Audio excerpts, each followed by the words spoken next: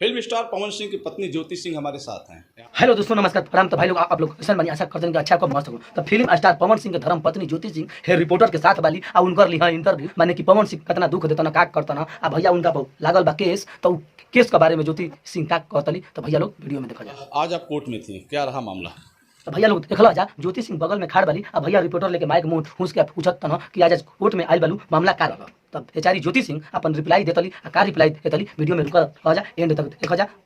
मैं गई और हमेशा की तरह जैसे डेट पड़ता रहता है वैसे ही नेक्स्ट डे पड़ा। तो भैया लोग सुन लो जा कि मैं गई अंदर गईली आ फिर हमेशा के तरह डेट पर डेट करत रह गई, कोनो कुछ ना भइल। तो माने कि उनकर जुबानी से सुन लो जा, हम तो कहत नहीं कि वो खुद कहलिए कि हम गई नहीं आ फिर हमेशा के तरह डेट पर डेट, हाँ फिर अगला डेट फिर अगला डेट, माने कोनो सुनवाई नहीं। तो भैया लोग वीडियो में करा जा और ज्योति सिंह अपन खुलासा का करतली पवन सिंह के बारे में, तो वीडियो में करा जा। और मुझे नहीं लग रहा है कि बहुत खास कुछ रिस्पांस मिल रहा है हमें। देखला जा भैया, सुन तो खाली जा कि हमके नहीं लागत कि कुछ कोनो अच्छा रिस्पांस हमरा के मिली।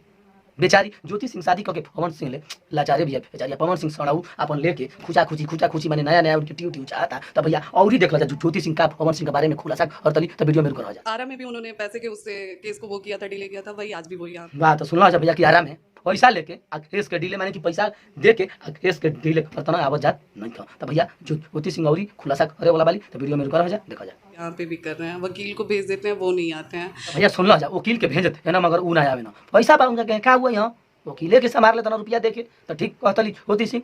मैं अपना हर चीज छोड़ के मुझे आना पड़ता है। मैं ज्योति सिंह भैया खुल अपन काम धाम छोड़ के इनके आवे के पड़ता कोर्ट में। तब पवन सिंह सड़ाऊ ऐसा मत कर, इनकर अपन केस के रफा दफा करा लो, नहीं तो तुम्हारा पर जनता अतना टूट पड़ी कि तुम्हारा मोबाइल बार छिला के चंडुल हो जी। सुन लो, मैं सोचती भी हूँ कि मैं आगे का अपना कुछ सोच के कुछ तैयारी करूँ, तो उसमें भी मुझे हर डेट पे आना पड़ता देखला जा भैया, इहो बेचारी सोचतिया कि हम कुछ माने कि करी अपन आगे बढ़ी कोनो कार्यक्रम में आ तो डेट पर डेट कर जाता। ये बेचारी परेशान रहती है आवे में, बाहर ज्योति सिंह का जीवन बर्बाद कर दला हो। तो ज्योति सिंह भैया बहुत बड़ा खुलासा करे वाला वाली लास्ट में, तो वीडियो में करा। अब जब वो नहीं रहना चाहते हैं तो मैं भी जबरदस्ती उनके साथ रहना नहीं चाहती हूँ। देख ला जा भाई लोग, ज्योति सिंह कहती है कि जब उनका हमारा रहे के संगे मन नहीं के तो हम उनका संगे ना रहो।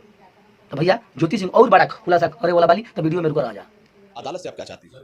अदालत से हर कोई न्याय ही चाहता है और मैं भी न्याय ही चाहती हूँ। भैया देख ला जा, रिपोर्टर पूछा था कि अदालत से आप क्या चाहती हैं, तो वो कहतली कि अदालत से सब कोई न्याय चाहेला, हम न्याय चाहता नहीं। तो पवन सिंह न्याय नहीं कर देत, वो बेचारी के न्याय दे दो आ केस के सुलभ कर दो। तो भैया लोग वीडियो में रुका रह जा, ज्योति सिंह बहुत बड़ा लास्ट में खुलासा करे वाला वाली। हाँ, पर मेरा जो हक है मैं उसे भी नहीं छोड़ूंगी। देख ला जा भाई लोग, ज्योति सिंह कहती है बेचारी कि पर हमार जवन हक बा हम के ना छोड़ब कबू। पवन सिंह कतनो कुछ कली हाँ हमार जवन हक बा हम लेके रहब। तो वीडियो में और का खुलासा करतली तो रुका रह जा वीडियो। अगर मैं इस चीज को छोड़ देती हूँ तो आए दिन पवन सिंह का जैसे पैसा है ये, वो आए दिन ये चीजें करते रहेंगे। तो देख ला जा भाई लोग, बेचारी को कहती है कि अगर हम छोड़ देता नहीं तो उनकर पैसा बा आए दिन ऐसा ही करी हाँ कोई औरी के साथ। तो इकुल भैया खुलासा बा वीडियो में और रुका जा, बहुत बड़ा खुलासा करे वाला वाली ज्योति सिंह तो रुका जा वीडियो। आए दिन वो लड़कियों की जिंदगी बर्बाद करते रहेंगे।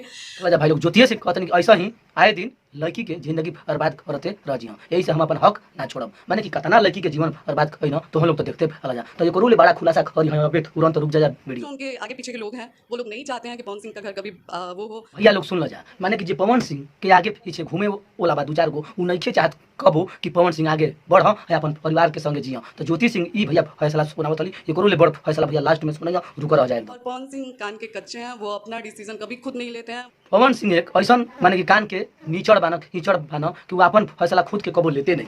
तो भैया के फैसला लेता उनकर हो ज्योति सिंह तो नीला पते बतावत है भाई लोग के। वो हमेशा उनके जो चार लोग आगे पीछे घूमते हैं वो जितना कहते हैं वो उतना ही करते हैं। भैया उनकर फैसला जो उनकर आगे पीछे चार लोग घूमता उ इतना कहे ना जा उतने पवन सिंह करे ना आगे इनकर फड़े पर और काटे नहीं थे। तो भैया ये ज्योति सिंह उनकर पत्नी कहतली, तो भैया अब एकरा से बड़ सच्चाई का हो सकेला। तो भैया हम अपन वीडियो के एजे करतनी, अब ज्यादा हाइप ना हम खच माने पवन सिंह के यही राज बा आ ज्योति सिंह के फैसला पर भैया काहे पवन सिंह डाहत रहो इनकर जाके इसके सुलभ कर दो। तो भैया ये हम वीडियो के एंड करते हैं। अगर वीडियो अच्छा लगल अगर होते है कि शेयर कर जहाँ है मिलत नहीं फिर कोनो दूसरा वीडियो लेके, तब तक के लिए धन्यवाद, नमस्कार।